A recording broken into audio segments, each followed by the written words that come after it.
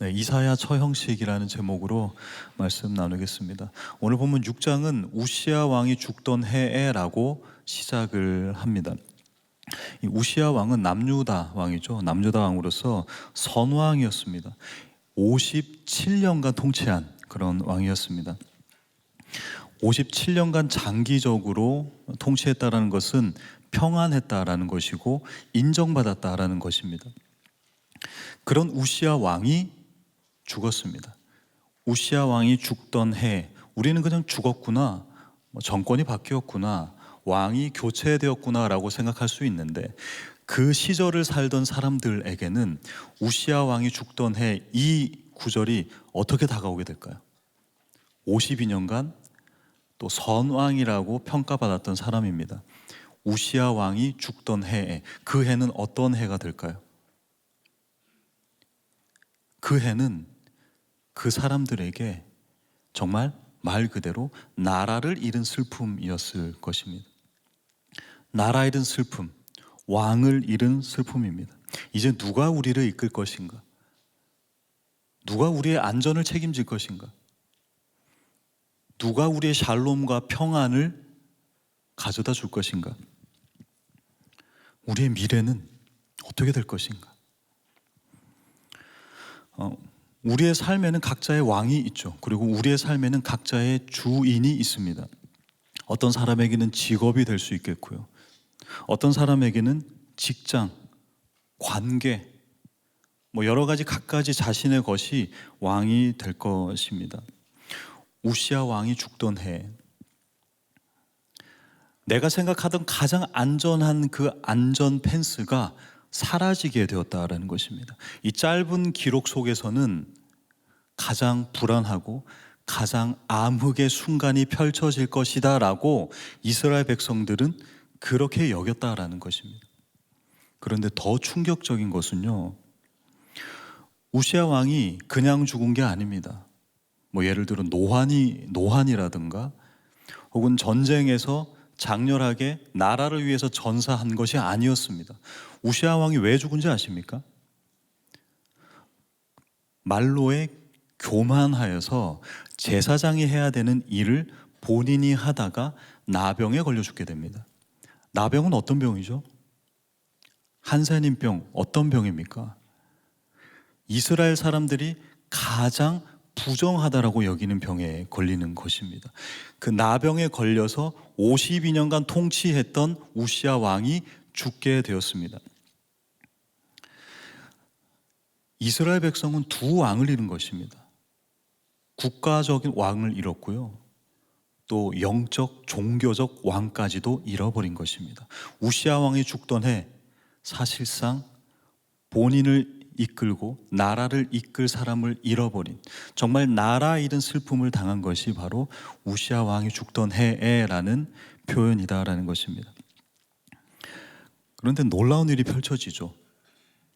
그 지상에 완전했던 왕이 죽는 순간, 죽고 나니 진정한 왕인 여호와 하나님을 보게 되는 것입니다.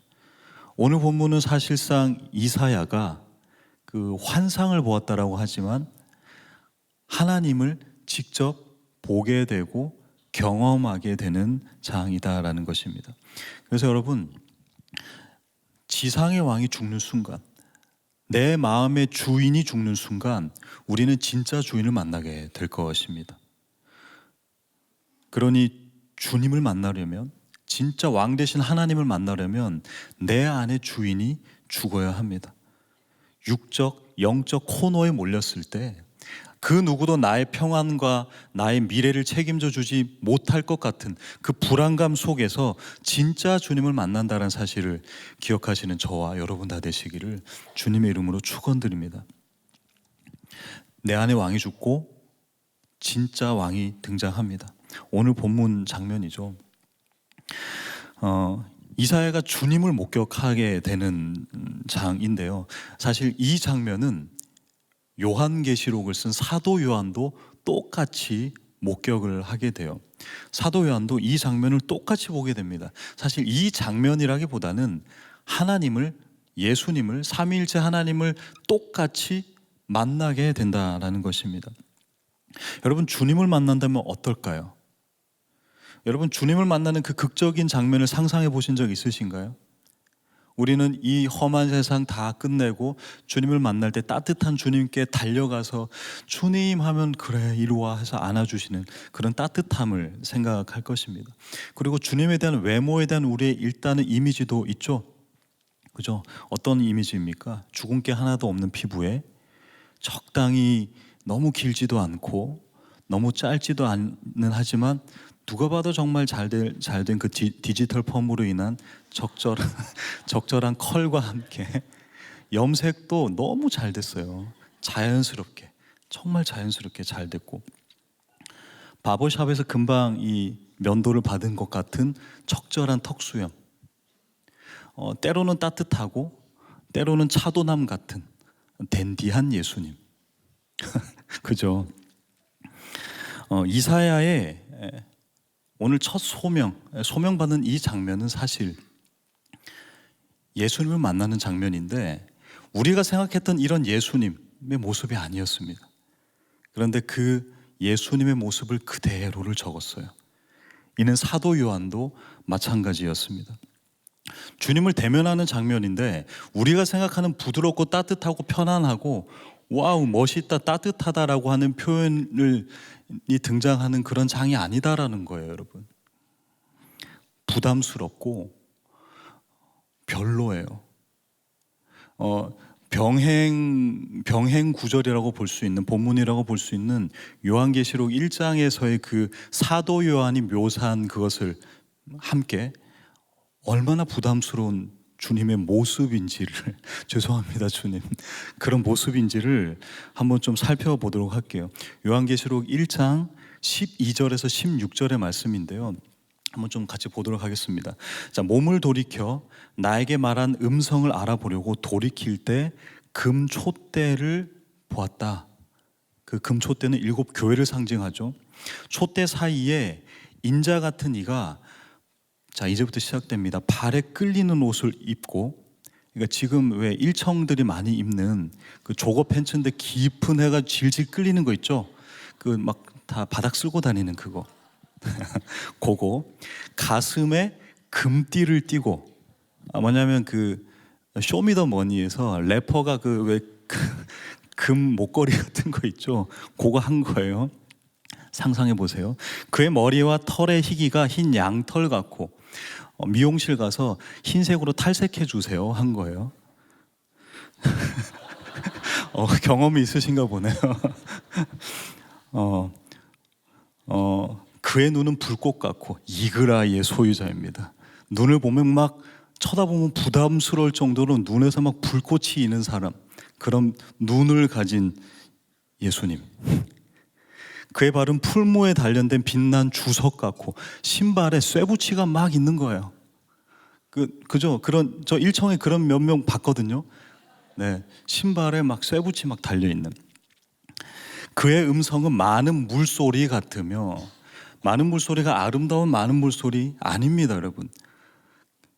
기차통을 삶아 먹은 듯한 목소리 엄청 큰 사람들 있죠. 막 옆에서 얘기하면 귀 쩌렁쩌렁해서 막 귀가 따가운 목소리 쩌렁쩌렁한. 오른손에는 7 별이 있고 10 손가락 중에 반지를 7개를 낀 듯한 느낌. 과하죠.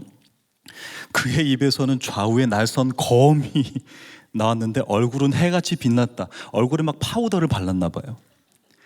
그러니까 지금 유행은 돌고 돈다고 예수님이 지금 우리 일청들이 하는 그 유행, 그 모든 것들을 완벽하게 갖추었던 사도 요한은 그 장면을 본 것입니다. 얼마나 어색하고 기괴해요. 그런데 이사야는, 그리고 사도 요한은 본인이 본 그대로를 적습니다. 그리고 그것을 기록합니다. 때로는 조금 가해도 되고요, 때로는 감해도 되는데 가감 없이 본인의 예상과는 다른 그 예수님의 모습을 기록하고 있다는 것입니다. 요한계시록 1장 2절에 이렇게 이야기합니다. 요한은 하나님의 말씀과 예수 그리스도의 증거 곧 자기가 본 것을 다 증언하였느니라. 여러분, 선교는 본대로 본 것을 이야기하는 것입니다. 뺄 필요도 없고요. 더할 필요도 없습니다. 이게 바로 선교의 시작이자 본질이다라는 것입니다. 본 그대로, 만나주신 그대로의 하나님을 소개하는 것이 선교입니다. 그러니 여러분, 선교를 하기 위한 가장 첫 번째가 무엇일까요? 무엇입니까? 바로 그 하나님, 그 선교의 주체 되신 하나님을 만나는 것입니다. 주님을 전심으로 만나는 것입니다. 예수님이 부활하신 후 제자들을 부르는 수식어가 있었죠. 바로 증인이라는 것입니다. 부활의 증인입니다. 제자들은 대단한 창의적인 것 하지 않았어요. 그들이 본 예수 그리스도를 증언하는 증인의 역할을 했다라는 것입니다. 그러니 우리가 선교하기 위해서는 가장 먼저 주님을 만나야 합니다. 주님을 만나시기를 축원드립니다. 우리는 이런 주님의 모습을 오해하기도 하는데 더 중요한 것은 우리는 주님의 역할까지도 오해한다라는 것입니다. 많은 사람들이 주님을 친구 되신 분, 나의 동반자 혹은 나의 위로자라고 표현을 합니다. 맞아요. 주님은 그런 분이십니다. 하나님은 그런 분이세요. 그런데 하나님의 본질과 존재의 속성 자체는 그런 분이 아니죠. 하나님은 거룩한 분입니다. 하나님은 높으신 분입니다. 이사야가 본 것 보십시오. 천사들조차도 부담스러워하고 있어요. 오늘 본문에 보면 6 날개를 가진 천사가 뭐 하고 있어요? 2개의 날개로는 뭐 하고? 눈을 가리고, 2개의 날개로는 뭐 하고? 발을 가리고, 또 2개로는 날았다라고 얘기하고 있습니다. 그 하나님에 대한 존재가 너무 부담스럽고 때로는 거룩하기에 가리는 거예요. 발과 눈을 가립니다. 그리고 거룩하다, 거룩하다, 거룩하다 외칩니다. 그 C.S. 루이스의 소설 나니아 연대기에 사자, 마녀 그리고 옷장이라는 곳에서 아이들이 아슬란, 사자에 대해서 묻는 장면이 나옵니다. 그때 비버가 이렇게 아이들이 아슬란에 대해서 묻습니다. 비버에게요. 아이들이 그 사자를 만나는 것을 무서워하면서 그럼 그분은 아주 안전한 분인가요? 라고 묻자 비버는 이렇게 대답합니다. 안전하냐고요? 누가 안전하다고 했나요? 물론 안전하지 않아요. 하지만 선하신 분입니다. 그분은 왕이시니까요. 근데 우리는 하나님을 안전한 분으로 여기고 우리가 원하는 대로 나의 필요를 채워주고 나를 축복해주고 나의 계획을 온전히 지지해주는 그러한 존재로 하나님을 오해하고 있다는 것입니다. 근데 진짜 하나님은 그렇지만은 않아요. 진짜 하나님은 거룩하신 분입니다. 작은 분이 아니십니다. 어쩌면 우리는 진짜 주님을 대면하지 못한 듯합니다. 주님을 모르고 주님을 오해하고 있는 거예요. 오늘 본문 그리고 동일한 똑같은 장면이 기록되어 있는 요한계시록을 봐도 그분의 옷자락이 성전에 가득 찼다라고 되어 있습니다. 그분의 목소리가 문지방을 흔든다라고 이야기를 하고 있습니다. 이게 진짜 하나님입니다. 우리와는 비교할 수 없는 가장 높은 거룩하신 하나님. 주님은 주의 몸된 우리 성전에 거하시죠. 하지만 우리의 성전에만 거하시거나 혹은 우리 성전에만 갇혀 계신 분이 결코 아닙니다. 주님은 나를 비집고 들어와서 흘러 넘치시는 분이십니다. 성전된 우리 몸에 그의 옷자락만으로도 가득 흘러 넘치시는 거룩하시고 위대하신 분이다라는 겁니다. 내 안에 착한 생각으로 나는 머무를 수밖에 없는데 주님이 들어오셔서 의의 행동으로 변화시키시고 전환시키신다라는 겁니다. 어쩌면 우리가 선교를 갈 때 팀 모임 혹은 아웃리치 혹은 농활 정도로만 우리는 생각하는지 모르겠어요. 그런데 주님께서 비집고 들어오셔서 그 거룩하심으로 아웃리치가 아니라 단순 방문이 아닌 그의 의의 활동, 의의 선교로 흘러 넘치게 하신다는 것입니다. 우리 안에 계신 하나님이 바로 그런 분이십니다. 주님은 내 생각보다 훨씬 크시고 거룩하신 분이십니다. 그리고 그 주님의 그 거룩하심이 나의 생각, 나의 선택을 바꾸시고 더 거룩하게 하심을, 그래서 진짜 선교하게 하심을 기억하시는 저 여러분 다 되시길 주님의 이름으로 축원드립니다. 하나님은 그런 분이세요.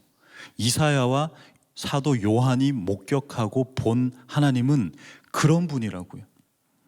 친숙하고 그냥 인간미 넘치는 그런 하나님이 아니라 거룩하고 높은 분입니다. 이사야가 그 하나님을 보게 됩니다.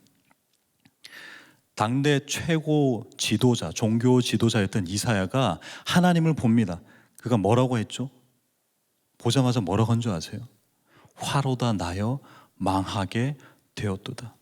우리는 주님을 보면 와, 주님 위대하십니다, 장엄하십니다, 놀라우십니다, 따뜻하십니다. 우리는 이 말이 안 나올 거예요. 막상 주님을 만나면 우리는 완전 고꾸라져서 엎드려져서 난 죽었다, 큰일 났다, 나는 죽었다 라고 얘기할 거예요. C.S. 루이스가 이렇게 얘기합니다. 정말로 선한 사람이 내가 있는 방으로 들어온다면 당신은 자신이 약한 사람이라고 생각하지 않고 당신 스스로 가짜라고 여길 것입니다. 그렇게 느낄 것입니다. 진짜 선한 사람이 방에 들어오면 내가 가짜로 느껴진다는 것입니다. 그러게 하나님을 만난 사람의 특징 그리고 반응은 바로 자기 부인입니다. 하나님을 만나고 진짜 거룩하신 분을 만나는 그 순간 내가 해왔던 그 모든 것, 내가 생각하는 모든 가치관, 그 모든 것 하나님께서 등장하시고 만난 이후에는 아무 의미가 없어지는 거예요. 그 진짜 앞에서는요, 그 거룩함 앞에서는요. 이사야는 특별히 입술을 언급합니다. 뭐라고 얘기하냐면 주님을, 그 거룩한 주님을 만나는 순간 이렇게 표현하죠. 나는 입술이 부정한 백성 중에서 입술이 부정한 자이다 라고 얘기합니다. 왜 하필 입술이었을까요? 왜요? 그가 바로 선지자였기 때문입니다. 선지자에게 있어서 입술은 통로이자 정체성입니다. 본인의 모든 전 인격을 주님과 만나는 그 순간 부정하는 것입니다. 여러분의 가장 좋은 부분, 또 장점, 이 모든 것 다 의미가 없어지는 거예요. 주님을 만나는 순간 우리는 큰일 났다, 나는 죽게 되었구나, 바짝 엎드려지는 거예요. 아무 의미가 없게 되는 것입니다. 그때 우리가 해야 될 첫 마디는 무엇일까요? 우리가 해야 되는 유일한 행동은 무엇일까요? 바로 주님 용서해 주세요. 주님 용서해 주세요. 회개밖에 없다라는 것입니다.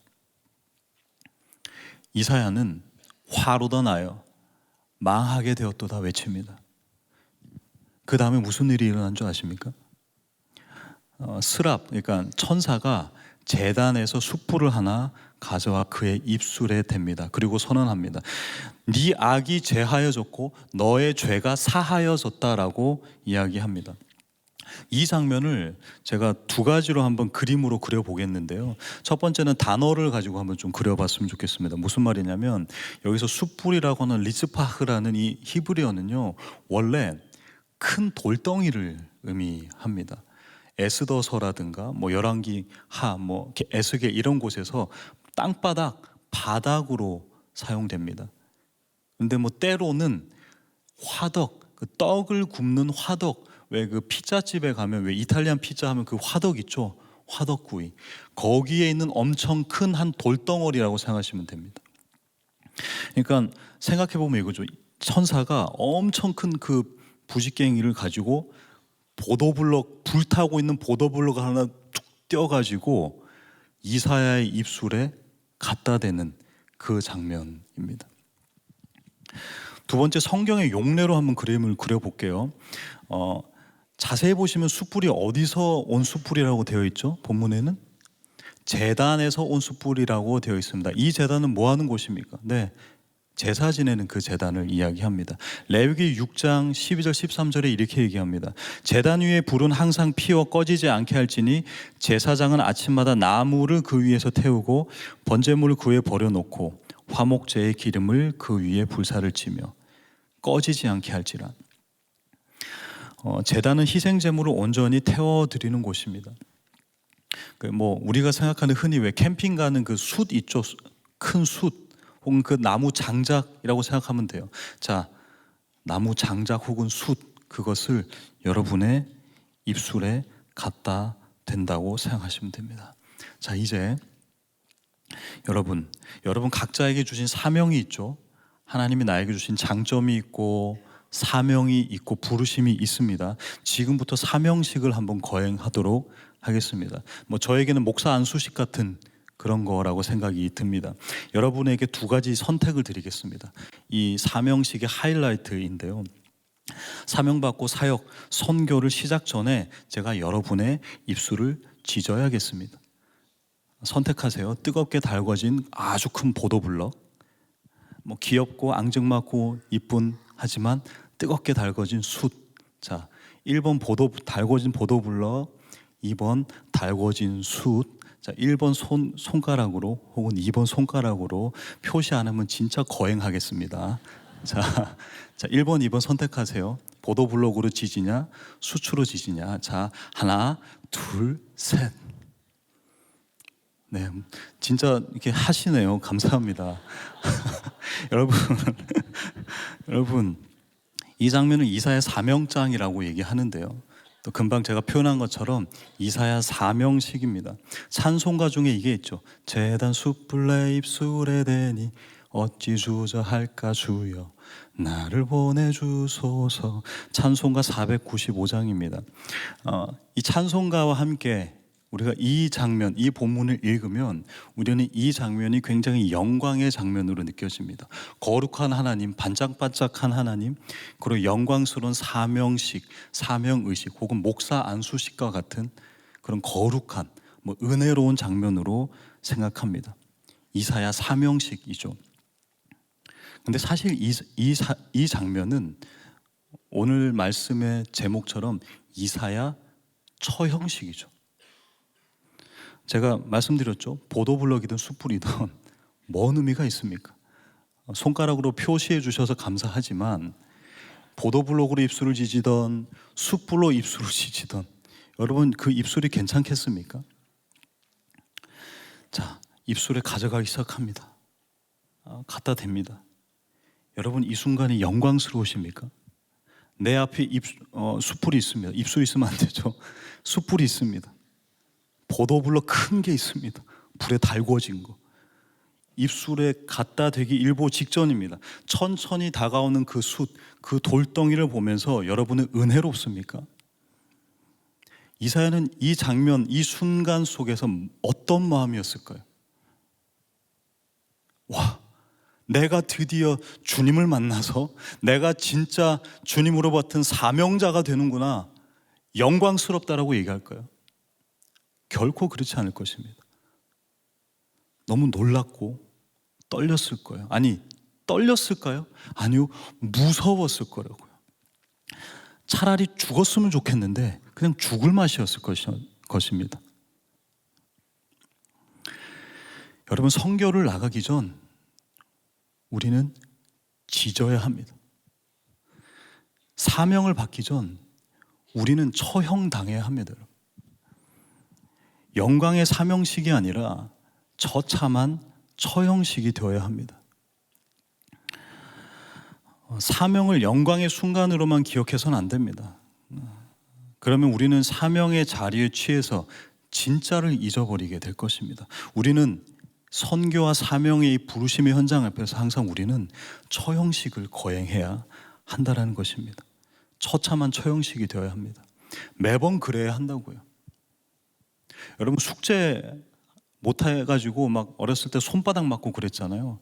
맞으면 단련이 되던가요? 맞으면 맞을수록 아파요. 맞을 때마다 아파요. 한 번 맞았다고 괜찮나요? 아니요. 계속 아프고 계속 무섭고 계속 떨리는 그 마음으로 우리는 숙제를 해갔듯이 선교와 사명의 그 직전에 우리는 처형식을 거행해야 한다는 것입니다. 우리는 사명과 사역을 앞두고 매번 회개해야 합니다. 영광과 은혜를 먼저 앞세워서는 안 된다고요, 여러분. 처형과 두려움으로 주님 앞에 서시는 저 여러분 다 되시기를 주님 이름으로 축원드립니다. 처형식이 거행됩니다. 죽음을 앞둔 이사야입니다. 아직 입술에 안 닿았어요. 바로 앞에 있어요. 숯을 입술에 댑니다. 혹은 뭐 보도블럭, 일본 한 사람 보도블럭을 입술에 댑니다. 죽는 줄 알았어요. 죽을 줄 알았어요. 그런데 안 죽어요. 살았어요. 여전해요. 입술을 만져봅니다. 여전히 촉촉해요. 그대로예요. 이게 바로 은혜라는 것입니다. 처형받아 마땅하나, 아니 처형이 이루어졌으나 살았어요. 여러분, 우리는 회개하고 내 죄를 고백하면 우리가 죽는 줄 압니다. 그렇게 되면 진짜 죄인이 되는 줄 압니다. 하지만 회개하는 순간, 처형식이다라고 생각하는 그 순간 우리는 오히려 삽니다. 살아나요. 이게 바로 은혜입니다. 죽어야 하는데 죽지 않은 것, 은혜라고요. 이사야가 자기 죄를 고백하기는 했지만 그것을 해결하기 위해서 그 어떤 것도 하지 않았어요. 그냥 처형을 당했습니다. 뭐 눈물 흘리고 내가 더 열심히 하겠다 하지 않았습니다. 그저 처형 당했습니다. 이 모든 것을 하나님이 하셨습니다. 그 숯이 닿는 순간 오히려 살았고 깨끗해졌습니다. 그런데 그 숯이 어디서 왔다고요? 제단에서 왔다고요. 제단이 무엇입니까? 바로 희생 제물이 완전히 태워지는 그런 곳입니다. 누군가가 이사야를 대신해서 죽었다라는 것을 제단과 그 숯불의 그림 언어를 통해서 표현한 것입니다. 바로 복음입니다, 여러분. 죄를 짓고 그 죄값을 받지 않으면 우리는 그것을 은혜라고 합니다. 하지만 생각해 보면 은혜라는 단어 그 반대편에서는요, 누군가의 불공평함이 일어나는 거예요. 불완전함이 일어나는 것입니다. 누군가 죄를 지었다면 그 죄에 대한 대가를 받아야 하는데, 죄 지은 이가 그 누군가의 그 대가를 받지 않았다면, 죄 지은 누군가가 그 대가를 받지 않았다면 다른 누군가가 그 결과를 감당해야 한다는 것입니다. 이사야가 죄를 짓고 처형식을 거행했습니다. 안 죽어요. 은혜입니다. 이사야에게는요.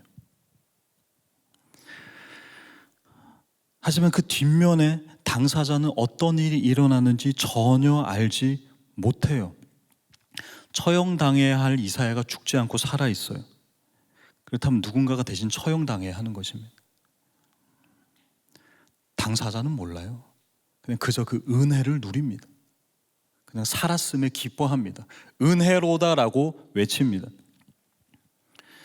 그를 대신해서 누군가의 처형식이 다시금 이루어집니다.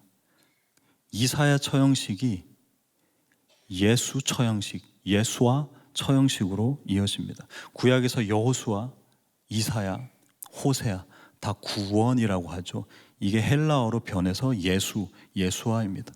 그러니 이사야 처형식은 바로 예수와 처형식, 예수 처형식으로 이어진다라는 거예요. 이사야는 처음에 이걸 몰랐어요. 본인이 처형을 당했지만 살았다라는 안도와 기쁨과 사명의식으로만 불타 있었지만, 누군가가 죽어야 한다는 그 반대편에서 일어나는 예수 처형식에 대해서는 몰랐던 것입니다. 그런데 이후에 그것을 깨닫게 되죠. 자신을 대신해서 태초부터 계획된 처형식이 있었다라는 것을 알게 됩니다. 이사야 53장 4절 5절 우리 한 목소리로 읽겠습니다. 시작. 그는 실로 우리의 질고를 지고 우리의 슬픔을 당하였거늘 우리는 생각하기를 그는 징벌을 받아 하나님께 맞으며 고난을 당한다 하였노라. 그가 찔림은 우리의 허물 때문이요 그가 상함은 우리의 죄악 때문이라. 그가 징계를 받음으로 우리는 평화를 누리고 그가 채찍에 맞음으로 우리는 나음을 받았도다. 여러분, 회개라는 것은, 그때 터져 나오는 눈물은 나의 죄악에 대한 깊숙한 탄식이기도 하지만 나를 대신해서 처형당한 그 예수에 대한 슬픔, 그 죽음에 대한 처절한 애도입니다. 이사야 처형식은 예수와 처형식, 예수 처형식으로 바뀌게 됩니다. 그가 처형당하셨기에 우리가 살게 되는 것을 깨달으시는 저와 여러분 다 되시기를 주님의 이름으로 축원드립니다. 이사야 처형식 후 이사야에게는 아무런 일이 일어나지 않고 은혜를 입게 됩니다. 여전히 살았습니다. 그런데 그 뒤이어서 곧바로 어떠한 현상을 맞이하게 되는데요. 오늘 본문 8절입니다. 내가 또 주의 목소리를 들으니 주께서 이르시되 내가 누구를 보내면 내가 우리를 위하여 누구를 보내면 누가 우리를 위하여 갈고 하시니 그때 내가 이르되 내가 여기 있나이다 나를 보내소서 하였더니. 여러분, 삼위일체 하나님께서 탄식하시는 장면입니다.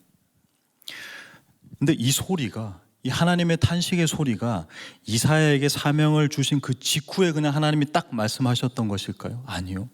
사실 이 이야기는, 이 목소리는, 이 주님의 탄식은 주님이 아담의 죄로 인해 인류를 잃어버린 후 주님은 계속해서 해오셨던 이야기입니다. 탄식입니다. 계속 해오고 계십니다.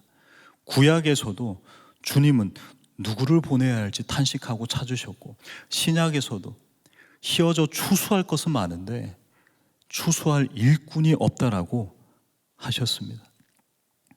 이사야는 본인이 가겠다 합니다. 우리가 사명받고 그 선교지와 그 땅으로 가기 위해서는 우리는 회개해야 합니다. 처형당해야 합니다. 하지만 처형당하지만 우리는 여전히 삽니다. 대신 예수가 처형당합니다. 그런데 그러고 나니 그 이후에 전에 들리지 않았던 소리가 들리기 시작하는 겁니다. 어떤 소리인가요? 누굴 보내지? 누굴 보내지? 주님은 그 전부터 이 이야기를 했지만 우리가 못 들었던 거예요. 주님이 이야기를 하지 않으신 게 아니라 우리가 못 들었던 것입니다. 주파수가 아예 달라서 듣지 못했던 것입니다. 철저히 무익한 종으로서 회개한 이사야, 그 불고문 앞에, 숫 앞에 무기력하게 처형당한 이사야. 근데 이 사람은 이제 들리기 시작한 거예요. 본인의 처형식과 함께 반대편에서 이루어졌던 예수 처형식 이후에 들리기 시작한 것입니다.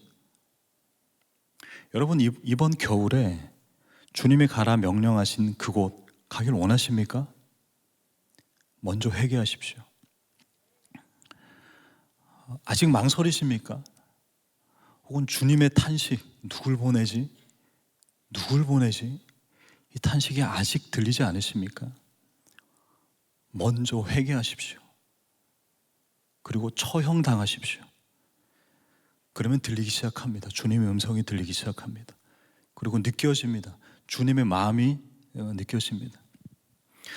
어쩌면 주님은 우리를 사랑한다라는 말보다 그 아담 때부터 주님이 해온 입버릇과 같은 그 표현입니다. 누굴 보내지? 누굴 보낼고? 근데 우리가 못 들었던 것입니다. 근데 언제 들리느냐? 바로 처형당한 이후에 들리게 됩니다. 처형을 통해 주님의 음성을 듣는 저 여러분 다 되시기를 주님의 이름으로 축원드립니다. 말씀을 맺겠습니다. 우리는 항상 우시아 왕이 죽던 해와 같은 시간과 삶을 보내고 있습니다.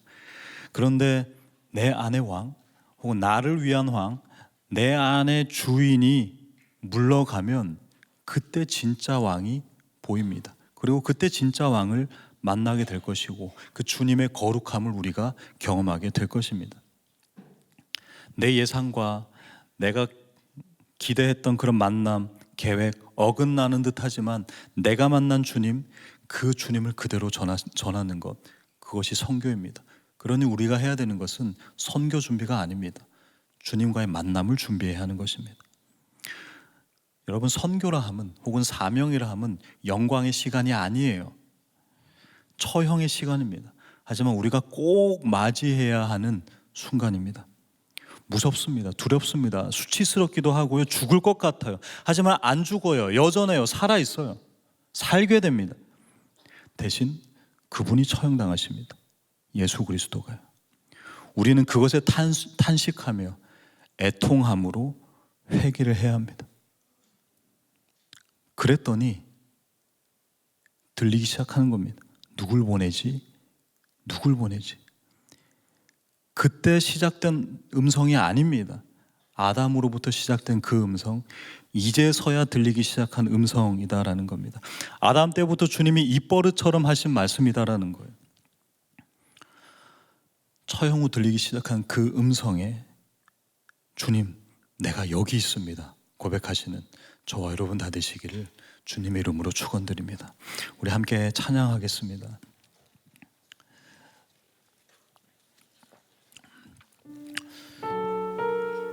주님, 그 어떤 상황이 있더라도 나는 예수로 살겠습니다. 나는 예수 한 분으로 살겠습니다. 우리 함께 찬양하길 원합니다. 계절은 흐르고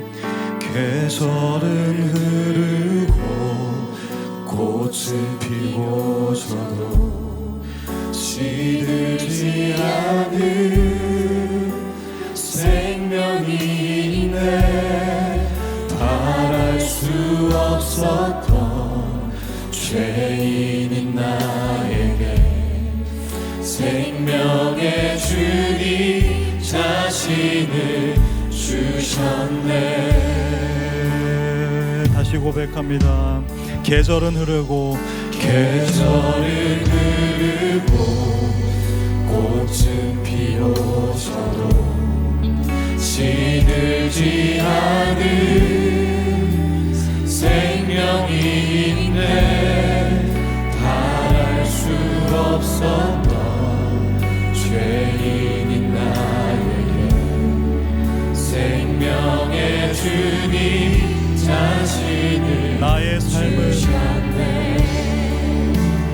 나의 삶은 내 주 예수의 것이니 내 생명 다해 예수로 살리. 내 모든 것 내 주 예수의 것이니 내 전부 되신 예수로 살리. 2절 고백합니다. 바람이 스치듯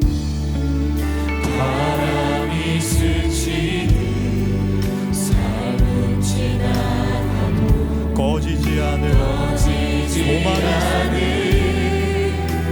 소망이 있네. 그 길을 떠나서 헤매는 자들 주님을 찾기에 나 살길 원합니다. 다시 고백하겠습니다. 바람이 스치듯 삶은 지나가도 바람이 스치듯 삶은 지나가도 꺼지지 않은 소망이 있네. 그 길을 떠나서 헤매는 자들이 주를 찾도록 나의 삶은 예수의 것입니다.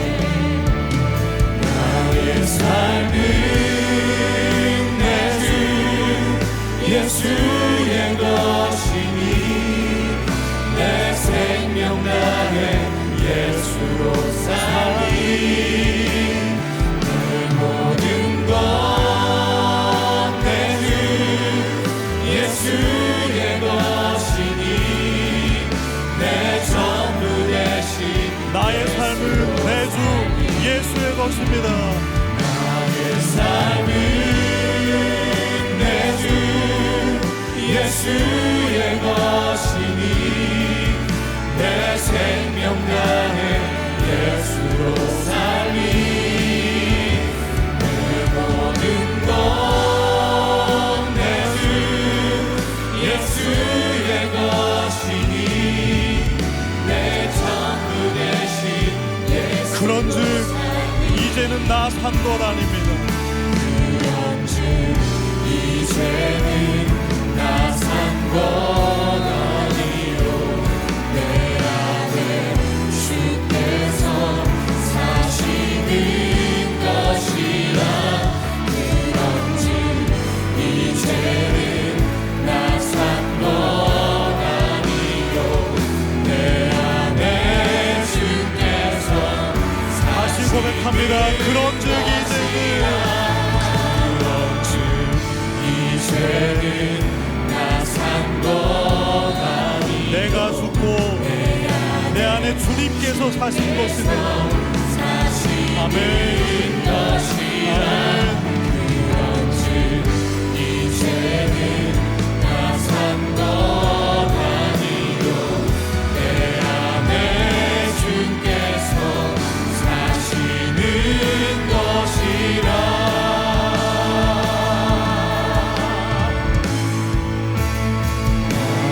삶은 내 주 예수의 것이니 내 생명 나의 예수로 사니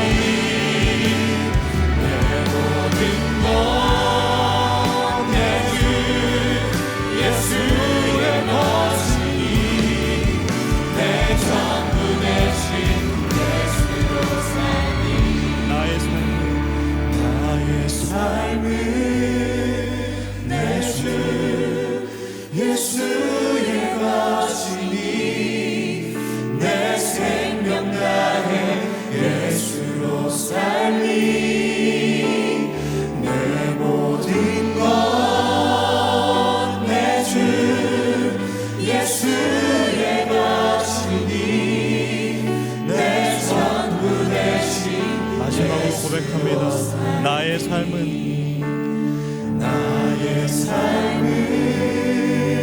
내 주 예수의 것이니 내 생명 다해 예수로 살리